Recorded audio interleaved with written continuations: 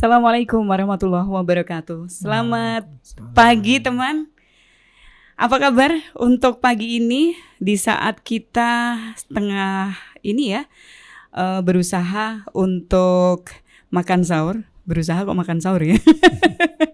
Kita menemani teman-teman lah semuanya di pagi ini di Obsesi Obrolan Sehat Sahur Dini Hari dari 94,2 Gemasri FM, kerja bareng dengan Rumah Sakit Muhammadiyah yang punya tagline mudah, nyaman, dan Islami.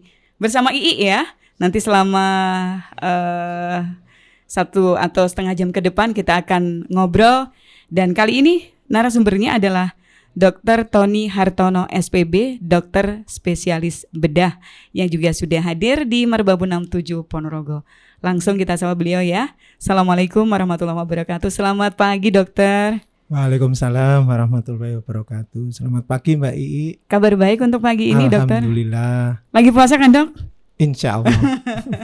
Itu selalu kita tanyakan ya. Saya kadang-kadang kalau pas lagi puasa dok, itu kelihatan auranya itu agak loyo, tapi mudah-mudahan kita enggak ya.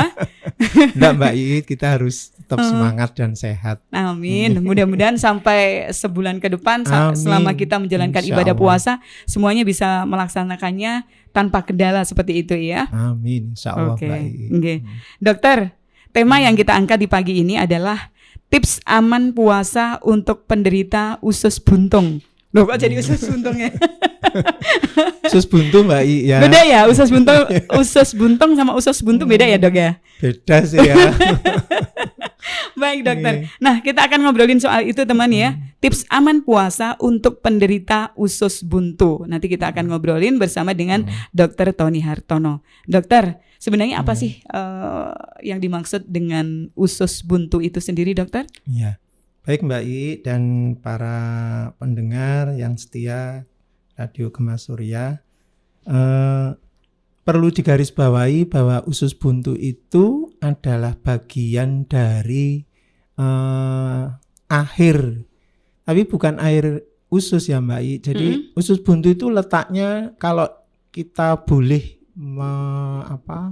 menginterpretasikan di lapangan, itu seperti di pertigaan yang lampu lalu lintas ya, bukan perempatan, karena usus kita itu pertigaan, artinya perubahan dari usus halus menjadi usus besar. Lah disitulah letaknya usus buntu. Usus buntu itu memang sebenarnya banyak fungsinya, terutama pada waktu anak-anak. Salah satunya adalah dia ikut menjaga istilahnya kekebalan tubuh sebelum anak itu dewasa, sebelum ya sekitar umur 12-14 tahun. Tapi begitu sudah dewasa memang fungsinya menjadi berkurang atau diambil alih oleh organ yang besar seperti liver, kemudian sumsum tulang dan lain-lain gitu. Baik. Yang perlu digarisbawahi adalah radang ya Mbak I. Kalau usus buntunya sendiri, kalau it's okay, tidak ada masalah ya, tidak akan menimbulkan keluhan. Artinya setiap orang ini sebenarnya punya usus buntu ini dokter? Ya, mempunyai Mbak Ii. Nah, tapi kenapa ini kok kemudian dinamakan penyakit usus buntu? Padahal setiap orang punya potensi untuk itu. Jadi sebenarnya yang salah kaprah itu kata-kata radangnya Mbak Ii. Jadi usus buntu kalau tidak apa-apa ya tidak akan ada keluhan. Lah begitu sakitnya apa? Sebenarnya ada yang kurang, radang usus buntu. Kemudian yang untuk topik yang kita angkat itu usus buntu yang tentunya yang perjalanan penyakitnya kronis ya. Mungkin perlu digarisbawahi. Jadi mungkin saya lebih menekankan awal dulu supaya nanti persepsi kita jadi sama. Nanti dikira usus buntu kok boleh makan, boleh kok nggak operasi. Jadi perjalanan penyakit usus buntu itu ada 3. Satu menjadi akut. Akut itu yang memerlukan tindakan operasi. Jadi yang dibawa ke rumah sakit itu saya sendiri tidak semua pasien usus buntu saya operasi. Kadang ada dengan obat membaik pulang. Lah operasinya itu karena indikasi ketidaknyamanan pasien karena sering nyeri. Dok kok sering nyeri? Ya kalau selama kita masih punya usus buntu, kalau usus buntunya bermasalah memang keluhannya nyeri, itu yang dominan. Baik. Jadi Nggih. istilahnya sebenarnya radang ya. Iya, Bukan kok betul. usus buntu gitu bukan Iya, ya, tapi radang bukan. usus buntu. Nggih, Nah, nggih. bisa digambarkan Dok, yang namanya radang itu kayak gimana sih? Iya. Jadi penyebabnya yang utama adalah obstruksi. Kalau bahasa medisnya obstruksi itu artinya proses pembuntuan sendiri. Jadi ususnya sudah namanya usus buntu, kemudian prosesnya buntu, jadi tidak ada aliran di dalam situ lah. Karena tidak ada aliran yang namanya usus, dia kan akan mengembang. Lah, proses mengembangnya itulah yang menjadi istilahnya istilah medisnya ada yang kolik, ada yang pain. Jadi pasien datang di IGD atau di rumah sakit itu biasanya keluhannya adalah nyeri. Sebenarnya keluhan usus buntu itu yang dominan memang nyeri ya. Yang kedua adalah gangguan dari saluran pencernaan, bisa mual, bisa muntah, diare, atau istilahnya tidak bisa buang air besar. Oke. Itu, Mbak. Dokter, ini kan panjenengan tadi sempat menyebutkan usus ya. Iya. Jadi usus buntu setiap orang punya. Nah, ini apa ya, ukuran atau panjang dari usus manusia sendiri seperti apa sih Dok? Bisa digambarkan Dok? Ya, jadi usus buntu itu normalnya antara range-nya antara 2 sampai 10 cm. Kemudian rata-rata orang Indonesia itu ukurannya antara 6 sampai 8. Ini memang patokan ya Mbak I. Kenapa 6 ini? sampai 8 cm. Terus kalau ususnya manusia, usus halus sama usus besar itu totalnya 3 meter. 1,5 meter itu usus kecil, usus halus. 1,5 meter itu usus besar. Ngeluar bener Iya, ya? iya. 3 meter. 3 meter. Kita saben hari membawa usus ya. Iya, betul Mbak I. Makanya kalau orang nyun sewu, orang gemuk, perutnya gede itu kan ususnya Melar. sebenarnya sama Mbak I, cuma penggantungnya yang tebel. Penggantung itu yang kalau kita nama gajih itu ya, kalau orang makan gulai itu gajinya banyak, ya itulah penggantung usus yang mungkin sama penjualnya itu tidak dibuang. Oh, makanya ada juga kasus gini ya Dok ya. Ada yang kena usus buntu kemudian ususnya dipotong karena ternyata panjang gitu Iya. loh. Saya membayangkan cuman mungkin 1 meter, kalau misalnya dikurangin 10 cm lah ya habis gitu loh.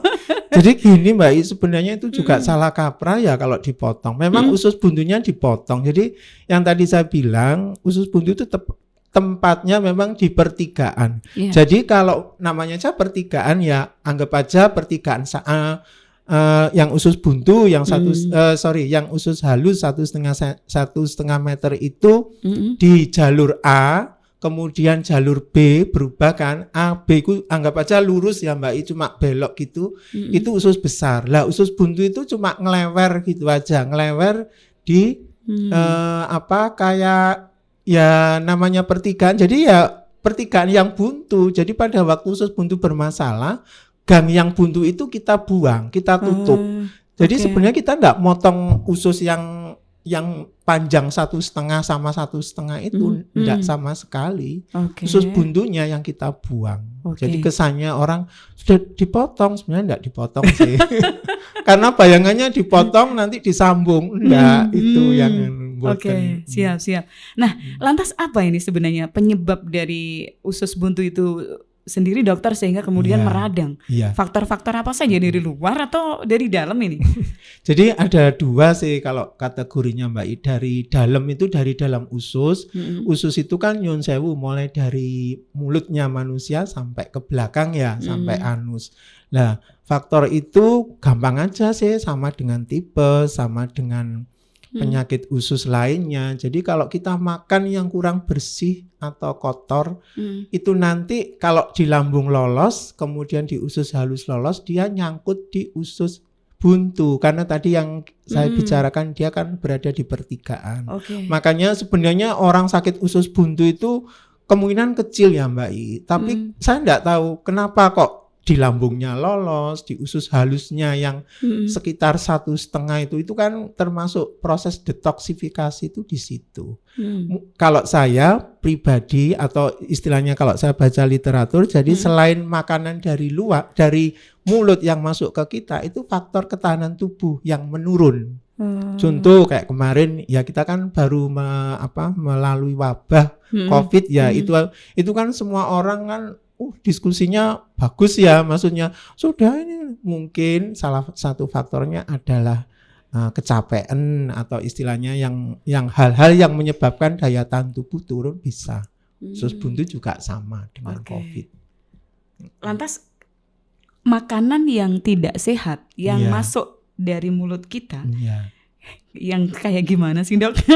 Saya penasaran, apakah ini karena ada yang bilang ya itu karena menelan permen karet, kemudian ada yang biji jambu, ada yang biji cabai, benar nggak sih hal-hal seperti itu dok? Itu mitos Mbak. Nah makanya.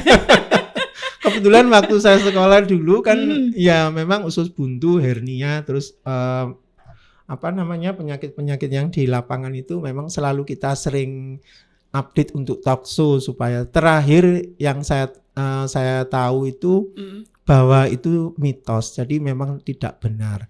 Kenapa di situ itu sebenarnya ada kayak biji-bijian? Sebenarnya bukan biji-bijian ya, kalau menurut saya itu kalau bahasa medisnya namanya fekalit.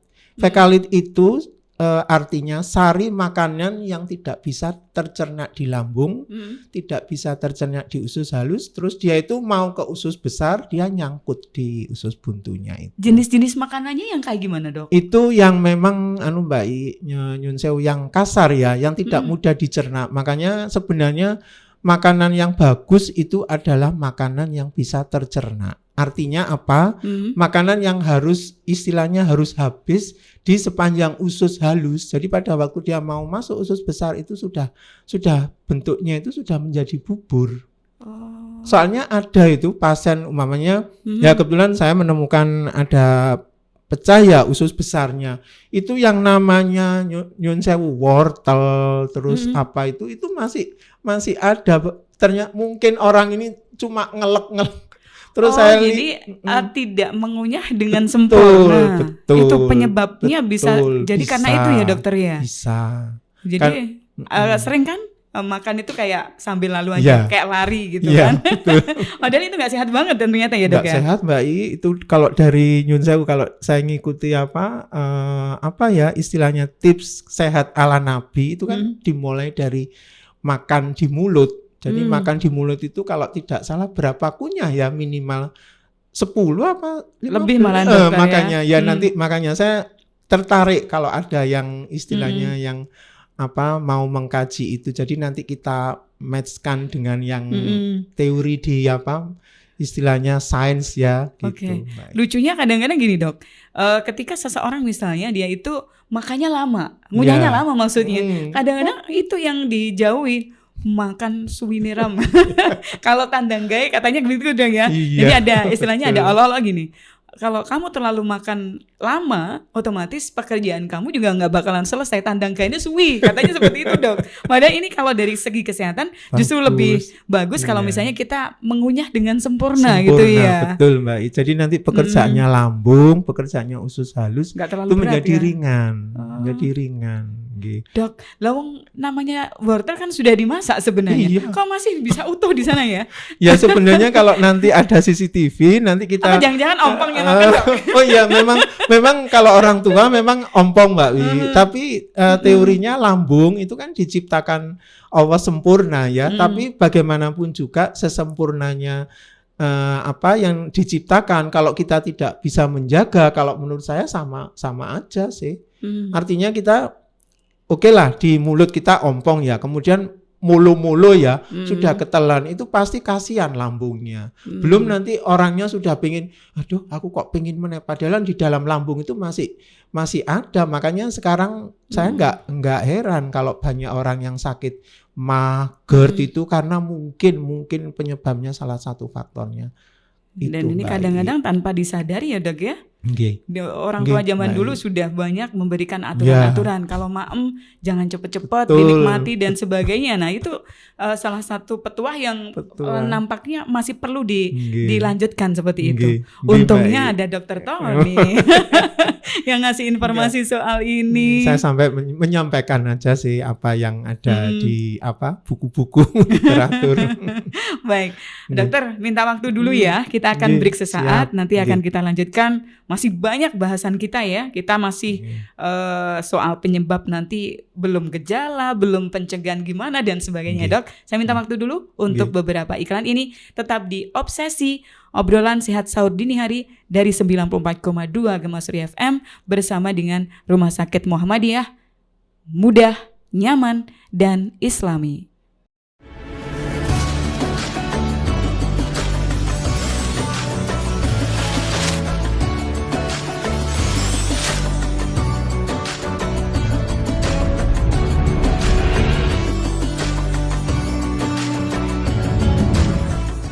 Masih bersama Obsesi Obrolan Sehat Sahur Dini Hari bersama dengan Dr. Tony Hartono SPB, dokter spesialis bedah dari RSU Muhammadiyah Ponorogo ya. Gimana? Perbincangan kita sudah semakin menarik. Ini soal tips aman puasa untuk penderita usus buntu. Yang barusan menyimak, mudah-mudahan nanti bisa semakin tercerahkan. Siapa tahu ada yang ngerasa ada sesuatu yang nggak beres begitu ya di perutnya. Ya, dokter? Masih bersama kita ya, Dok, di Obsesi ya? Insya Allah, Mbak I. Oke, tadi sudah kita bahas soal usus buntu itu apa, kemudian penyebabnya apa, lalu berikutnya ini gejala-gejalanya, dokter. Monggo dokter, kayak gimana nih untuk gejala-gejala dari penyakit usus buntu itu sendiri? Ya. Baik Mbak I dan para pemirsa yang setia bersama Radio Gema Surya di obrolan sehat dini hari sahur ya. Melanjutkan gejala itu sebenarnya dibagi, saya tidak berani ngomong apa ya, karena sekarang itu sudah ndak pakemnya Mbak Maksudnya gimana, Dok? Artinya gini, orang yang datang ke rumah sakit itu kadang tidak nyeri tapi mual muntah lah, kemudian nanti setelah diperiksa macam-macam, oh ternyata ya ibu dulu pernah nyeri perut kanan bawah umpamanya gitu. Oh iya dok, lah itu baru ketahuan. Nggih, karena kan gini, jadi yang tadi saya sebutkan perjalanan penyakit usus buntu tadi kan ada dua ya, yang kronis itu artinya nyeri setelah kasih obat sembuh, pasiennya kan mesti pulang Mbak I. Terus yang kedua yang opname terus berlanjut sampai operasi. Terus sebenarnya ada lagi yang ketiga ini memang tidak bisa ditawar Mbak I, datang memang sudah rata-rata sudah pecah, jadi ini yang kita kesampingkan lah ya, karena ini kan saya lebih banyak cerita di rumah sakit, padahal ini kan untuk orang awam. Untuk orang awam dibagi dua aja, jadi usus buntu yang sembuh menjadi kronis. Kronis itu ya jangan diartikan kronis itu yang jelek ya, karena asumsi di masyarakat itu kronis itu takut. Padahal kalau kronis itu enggak, asalkan kita menjaga pola yang tadi beberapa kita sebutkan, insya Allah sih enggak ada masalah. Saya punya pasien usus buntu kronis itu ya datang minum obat sembuh, terus dia memang patuh menjaga makanan dan istilahnya memanage stres yang tadi faktornya itu. Baik, dokter, apa ya istilahnya gejala-gejalanya memang sekarang ini sudah berbeda dengan dulu ya dok ya? Kalau dulu gimana dok? Kalau dulu namanya gejala klasik ya Mbak, jadi nyeri perut kanan bawah itu khas. Lah nyeri perut kanan bawah itu memang kalau di review dia itu ndak tiba-tiba, ndak ada sebenarnya istilah tiba-tiba itu ndak ada, cuma masyarakat aja mungkin yang kurang istilahnya kurang jeli atau memang mereka awam. Jadi nyeri perut kanan bawah itu didahului oleh nyeri ulu hati, kemudian turun lagi di atasnya umbilikus, kemudian dia turun lagi ke kanan bawah menetap di situ, karena memang lokasinya usus buntu kan kalau diprediksi ke depan itu kan sepertiga bawah dari garis antara umbilikus ke sias kalau nama medisnya. Jadi apa ini apa? Umbilikus apa sih, Dok? Umbilikus itu udel. Oh, Iya, namanya susahnya. apa Ada ya? cuma udel doang. Lah ya, antara udel sama itu loh Mbak I, yang menonjol di kanan yang paling semua orang punya ya, tulang. Oke. Namanya sias sih. Mhm. Sias. Nah, itu di lokasi usus buntu kan memang di daerah situ ya, kanan bawah lah kalau Oke. bahasa medisnya. Mhm. Tapi itu pun kalau perempuan kita harus berpikir 2 kali karena perempuan itu organnya lebih banyak. Organ kandungan itu kan juga di situ. Jadi kalau nyeri perut kanan bawah, kalau pada laki-laki hampir kasarannya 50% lebih, 60% itu usus buntu. Selain batu batu saluran kemih kan juga di situ ya. Jadi gejalanya itu gejala klasik Mbak Ii yang tadi saya sebutkan seperti nyeri perut kanan bawah. Iya. Kemudian ada gejala klasik lagi disertai gangguan saluran cerna. Karena usus buntu tadi kan saya sebutkan bagian dari saluran cerna ya. Klepnya antara usus besar, usus kecil. Jadi yang tadi saya sebutkan gejalanya bisa mual, muntah, kemudian gangguan buang air besar baik itu diare maupun sembelit itu. Itu yang gejala klasiknya. Kalau zaman dulu ya, Ya. mesti selalu begitu ya, Dok ya. Kalau sekarang enggak Mbak I yang tadi Milenial saya- soalnya ya iya, penyakitnya. milenial. Usus buntu milenial. Iya, makanya sekarang pemeriksaannya langsung yang canggih-canggih. Tapi kalau menurut saya sih ya sebenarnya USG itu bisa. Terus Oke. ya, terus ada pemeriksaan khusus usus buntu memang namanya ronsen usus buntu. Cuma ini memerlukan waktu agak lama, 12 jam. Jadi pasien disuruh minum obat pewarna dari radiologi itu 12 jam sebelum proses foto ronsen. Jadi foto ronsen itu foto ronsen perut. Kok Pasiennya diwarnain segala, Dok? kenapa? Kok Iya, diwarnain segala? istilahnya diwarnai. Jadi kalau foto ronsen itu kan ini saya membahasakan bahasa awam ya Mbak I. Foto ronsen itu ada yang foto polos, artinya itu gambarannya cuma hitam sama putih. Nah, kalau umpamanya foto ronsen dengan kontras atau diwarnai, kalau bahasa awamnya itu nanti ada kayak di dalam usus itu ada gambaran putih, terus dia berhenti di mana? Oh, Itu, Mbak ini I. berarti yang diwarna ini khusus untuk yang penyakit usus buntu ini ya, Dok? Atau ada beberapa penyakit lain juga yang prosesnya ada, Mbak sama? I, tapi namanya memang sama dengan namanya usus buntu, appendikografi namanya. Itu memang 12 jam sebelum proses foto itu nanti minum bahan kontras namanya barium. Kemudian pasiennya suruh buang air besar supaya turun itunya bahan kontrasnya. Lah di situ nanti usus buntunya akan terkelihatan. Jadi yang normal itu kelihatan malahan. Artinya itu gambaran usus buntunya yang umbai cacing yang ukurannya tadi saya sebutkan antara 2 sampai 10 itu kelihatan. Oh, ini kelihatan berarti usus buntunya normal karena mengisi. Iya. Tapi kalau umpamanya tidak kelihatan atau apa istilahnya bahasa Jawanya orang Ponorogo itu butel, buntu benar-benar bulat dari usus halus ke usus besar tidak ada gambaran sekali, berarti itu ususnya memang infeksi. Oke. Nggih, Baik. gitu.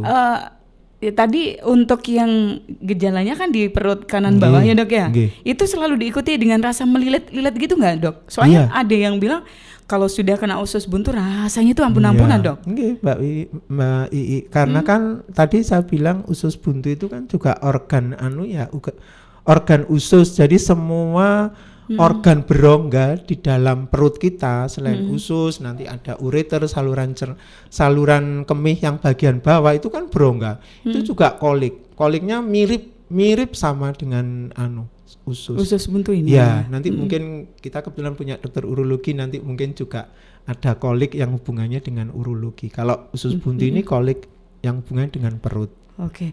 Dok, Oke. Panjenengan juga sempat menyebutkan kalau pada wanita Iya. ini agak susah juga karena mungkin organ tubuh Iya, wanita itu kan betul. cukup banyak. Nah, Betul. yang membedakan mungkin apa, Dok, untuk yang wanita ini? Iya, yang membedakan jelas kalau dari anamnesa kita tanyakan apakah menstruasinya teratur apa tidak, karena hubungannya biasanya sih kolik itu kan kolik ya Mbak I. Kolik itu kan yang tadi saya sebutkan, kolik dari organ wanita juga harus disingkirkan. Jadi ada masanya, masa tertentu. Cuma kadang-kadang orang tuh enggak paham kadang. Aduh kok perut saya sakit, padahal dia itu mau datang bulan kan sering lah itu. Benar. Itu Mbak I pembedanya. Jadi kita harus lebih hati-hati. Biasanya membutuhkan waktu untuk mendiagnosa usus buntu pada perempuan. Oke. Kalau bedanya lagi dengan mungkin ada yang sejenis dengan ini usus buntu dok, Ya. gejala-gejala lain, misalnya kolik. Batu yang tadi saya sebutkan, batu ureter. Ureter itu saluran kemih yang menghubungkan antara ginjal sama kandung kemih. Itu kan di sebelah kanan juga. Ya, tapi itu nanti harus disertai Mbak Wi, disertai pemeriksaan penunjang seperti ronsen tadi saya sebutkan. Iya, kalau misalnya seseorang sudah merasakan gejala-gejala seperti itu, memang seharusnya ini ke pusat layanan kesehatan ya dok ya. Iya. Kadang-kadang kan gini, beri obat pokoknya betul. dikasih obat nyeri dan sebagainya, padahal itu nggak menyelesaikan masalah justru ya. Memang ada dua pendapat. Satu cenderung membiarkan nyeri sambil mengobservasi, artinya bukan tidak boleh, monggo sih kadang-kadang itu kita ngapa tega loh dok, wong nyeri kok tidak dikasih obat. Karena kita ingin mengetahui apakah itu kolik itu hubungannya dengan tadi yang saya sebutkan, saluran pencernaan atau saluran kemih. Kalau saluran kemih itu ritmik, sama-sama ritmik. Cuma ritmiknya kan beda. Orang buang air kecil sama buang air besar kan beda ya Mbak I. Kalau buang air besar enggak bisa ditahan ya. Kalau buang air kecil kan masih lah. Itulah nanti mungkin tipsnya akan diberikan oleh spesialis urologi supaya nanti tahu masyarakat, oh ini membedakan kolik saluran pencernaan atau kolik saluran kencing gitu. Baik. Dok, ini sedikit ya. Siapa sih yang bisa berpotensi kena penyakit usus buntu ini? Apakah anak-anak juga punya resiko? Terus seberapa besar potensi antara wanita dan pria kena usus buntu ini, dokter? Ya. Kalau dari segi statistik semua bisa kena, Mbak I. Muda pun? Semua muda pun, ya malah yang paling banyak yang muda, anak muda sih. Biasanya kan kalau semakin tua kan semakin banyak tumpukan misalnya makanan yang nggak dicerna dan sebagainya, tapi lah ini Mbak I kan lupa ya bahwa kalau orang tua itu nyun sewu angka malignansinya tinggi. Jadi maksudnya? Jadi gini, kalau mamanya kita kedatangan pasien kolik gitu ya.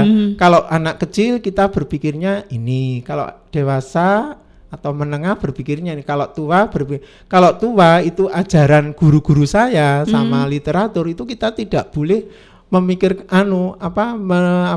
menjudge itu usus buntu. Kita harus mendiagnosa itu malignansi atau keganasan sampai dibuktikan bahwa itu bukan keganasan gitu. Karena deteksi dini keganasan itu kan sekarang nomor 1 loh Mbak I.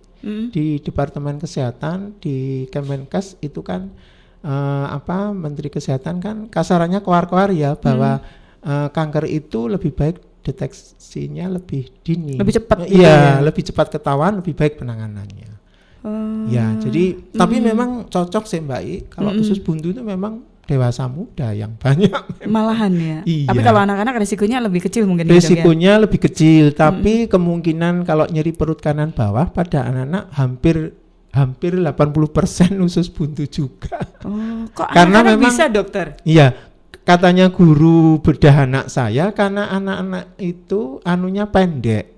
Ininya penggantung ususnya. Jadi penggantung usus itu begitu ada sesuatu yang sakit terutama di saluran cerna itu penggantung usus itu langsung ke situ.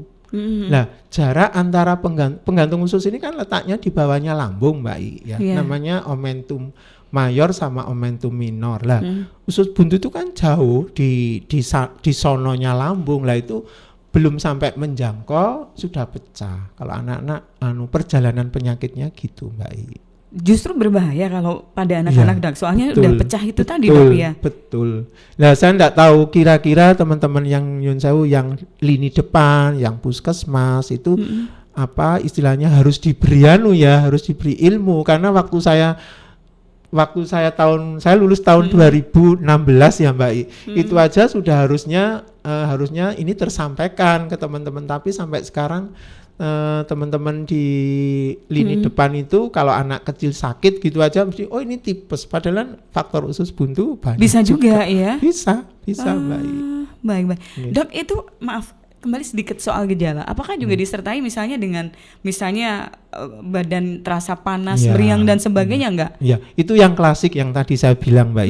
Kalau pasien sekarang kan udah pinter ya, demam terus Nah, kasih minumi obat terus hilang. Ya kayak COVID kemarin Mbak, itu kan awal-awal klasik ya, terus lama-lama kok gejalanya ndak ada, gejala paru ndak ada.